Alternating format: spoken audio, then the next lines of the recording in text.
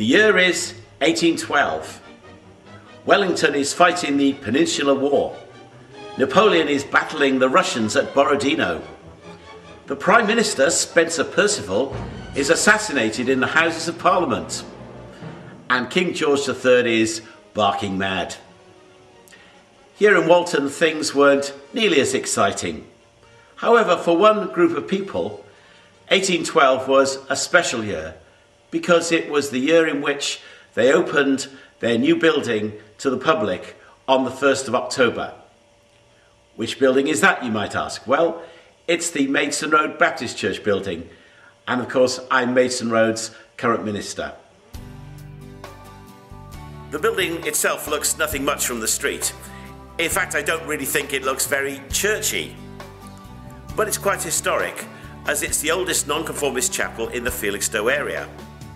The Baptist Church was actually founded in 1808. We had our bicentenary 4 years ago, and this building replaced a temporary structure. In fact, Baptists started worshipping on this site in 1802 as an offshoot of Stoke Baptist Chapel in Ipswich. Over the years it's been altered considerably, but originally it was built in a simple style of what was then called Baptist meeting houses.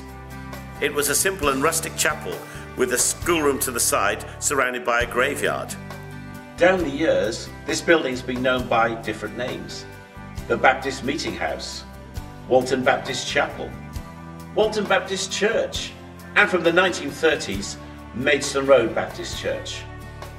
But despite the changing names, there's been a continuity of worship on this site since it was purchased by a corn merchant called Abraham Kersey Cowell in 1802. He was appointed minister of the church in 1811 in time to see the construction of this permanent building in 1812.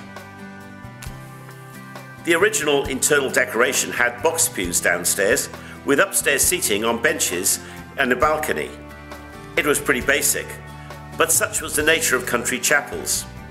In fact, it was so basic and cheaply built that just 70 years later, it was in danger of collapse, as the roof was too heavy for the walls. It was time for a fundamental refurb, and in 1897 the building was gutted, a new roof put on, the walls strengthened, the windows altered, and the whole interior orientation changed by 90 degrees, with a new balcony and pulpit, which also increased the seating capacity. It's quite a difference, as you can see from the present day photo in the same position. The outside changed too, not just from the 1897 refurbishment, but from additions made as the needs of the church have resulted in extensions to the building. The church buildings are a good example of how changing years often bring changing requirements on how a building is used. So these changes to the building reflect how the church fellowship has changed over the years, in how the church worships and serves the community, as well as modern comforts and technology. More recently, pews have given way to comfy chairs, and even the old pulpit has disappeared as styles of worship have changed. That said, we've always tried to keep a bit of the old to remind us of the continuity we have with the past. So, for example, our side panelling is actually the remains of the old box pews. And this was the old balcony front. This panelling was once part of the pulpit. As the building has been modernised in successive decades, the remains of the older stuff has been recycled into the new decor, as well as keeping many of the original features. Of course, if you want a genuine Victorian backside numbing experience, well, we still have some genuine Victorian pews up in our balcony. For myself, I prefer the comfy chairs downstairs. But why keep this little reminder of the past upstairs? Well, there's one practical reason, and that is it's not really cost effective to actually change these pews into something more comfortable. But also, to me, this old stuff still around the building is a reminder of what God did through his people here in Walton in past decades. We serve God in the community of Walton today because of the work and witness of people in the past. We climb on their shoulders to continue what they started and to serve the community and be a witness to the life-changing power of Jesus. Jesus is just as relevant to people here in the 21st century as he was when these walls were first raised in 1812. So it's an interesting building and it's still very much in regular use. But I've got one particular interesting fact to give you about this building, and that is, it isn't a church. The sign outside may say Mason Road Baptist Church, but this building definitely isn't a church. Before you get too confused, let me explain that the word church is the English translation of the Greek word ecclesia. Greek was the language in which the New Testament in the Bible was written. Ecclesia means an assembly or meeting. A church is a gathering of people together. So the church isn't the building, it's the people. And this building has played host to Mason Road Baptist Church, the people, for 200 years this year.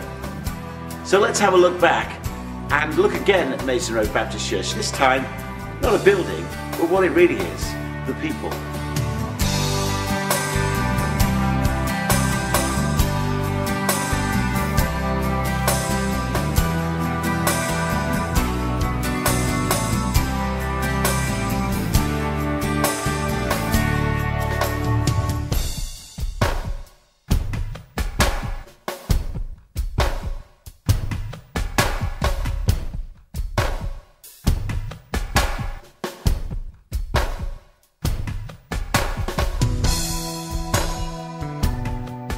So church isn't about buildings, whether they be modern buildings or funny looking buildings or old buildings. What it's about is about people, the desire of people who follow Jesus to want to come together to worship, to serve their community, to have fellowship together, to learn more about Jesus, to pray to him, and to tell others about the wonderful fact that God wants to know every man and every woman, and that's why Jesus has died for them. We welcome people of all ages and all backgrounds here at Mason Road. Whether you're somebody who's been a Christian for a long time, or whether you're just searching for the meaning of life and of faith, you'd be very welcome to contact us and to look at our website and maybe even drop into one of our activities. So thanks for listening, and God bless you.